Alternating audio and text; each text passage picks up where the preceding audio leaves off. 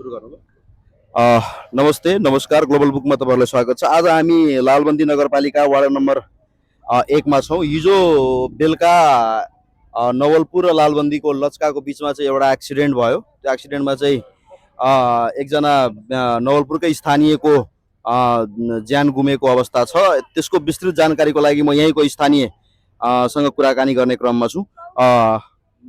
तपाईलाई थाहा छ यहाँको बारेमा? मलाई थाहा छ, बुझ्नुभयो। हिजो भएको चाहिँ के थियो, कति बजेको घटना हो? यो 7:50 को घटना हो।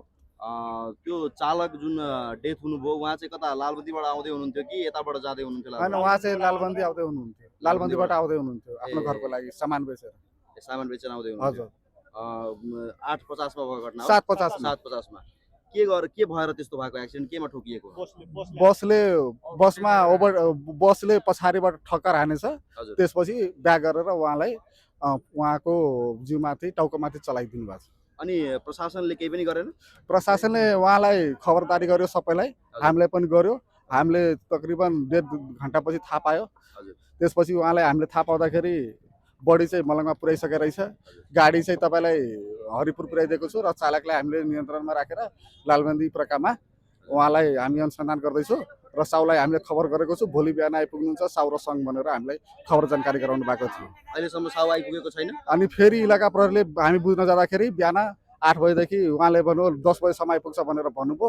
तर 10 बजेपछि हामी 11 बजेसम्म पनि हेऱ्यौँ। फेरि उहाँले गुहार्यौँ। फेरि उहाँले फोन गर्नुभयो। फेरि भन्छ हाम्रो के अरे 2 बजेसम्म हामी आइपुग्छौँ। फेरि 2 बजे हामी गयौँ। सबै पीडित मान्छे छलफल गराइदिनुहोस्, हामीलाई पीडित के गर्नुहुन्छ गर्नुहुन्न भनेर। फेरि 2 बजेपछि उहाँले भन्नुहुन्छ अब हामी भोलि बिहान आइपुग्छौँ सङ्घको मान्छेले रे अनि साउले। हामी बस व्यवसायी सङ्घ र इलाका प्रहरी कार्यालय लालबन्दीले हिजो बेलुका भएको घटनाको अहिलेसम्म छानबिन गर्न सकेका छैन र पीडकले चाहिँ म आउँछु भन्दै गर्दा पनि यहाँनिर चाहिँ पीडितहरू इलाका प्रहरी कार्यालय लालबन्दीमा बसिराख्दाखेरि अहिलेसम्म उहाँहरूको उपस्थिति भएको छैन। त्यो उपस्थिति नभइसकेपछि पीडितहरूले चाहिँ अब लालबन्दी 1 नवलपुर चोकमा चाहिँ आफ्नो न्यायको लागि न्याय माग्ने क्रममा चाहिँ आन्दोलन गर्ने क्रममा हुन्छ। यहाँ देख्न सक्नुहुन्छ। त्यसै गरी पीडितको बाबु हो, बच्चा हो, पीडितको बच्चा हुनुहुन्छ एउटा मात्रै छोरा। उहाँको बुवा के सामान बेच्न जानु भएको थियो? के बेच्न जानु भएको थियो? मिरिन्डा बेच्न जानु भएको थियो। उहाँ कतिखेर थाहा पाउनुभयो तपाईँहरू त्यो घटना भएको? कति बेरमा तपाईँहरूलाई जानकारी भयो?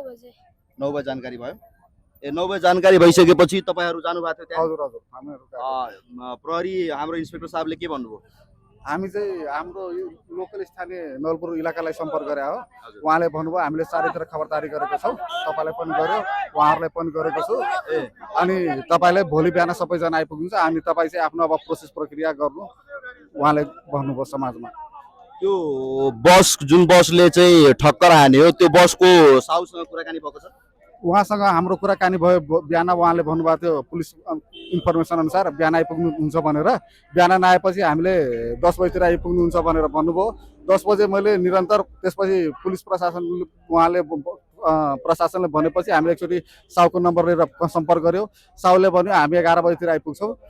लालबन्दीको इन्सपेक्टर साहबले चाहिँ कतिको सहयोग गरिराख्नु भएको छ? उहाँले चाहिँ आफ्नो पक्षबाट कानुनी रूपमा जे जस्तो सहयोग हुन्छ भनेर गर्नुभएको थियो।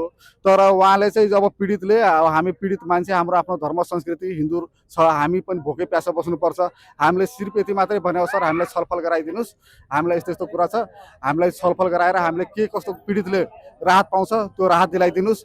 एकदम ल। घटना भएको मान्छे मरेको 15 घण्टा भइसक्दा पनि अहिलेसम्म इलाका प्रहरी कार्यालय लालबन्दीले पीडकलाई चाहिँ यहाँसम्म उपस्थित गराउन सकेको छैन र इलाका प्रहरी कार्यालय लालबन्दी यहाँका इलाका प्रहरी कार्यालय नवलपुरले यो विषयमा चाहिँ एकदमै धेरै चासोको साथ नदेखेको यहाँको जनताहरूसँग कुरा गर्दाखेरि अनुमान गर्न सकिन्छ।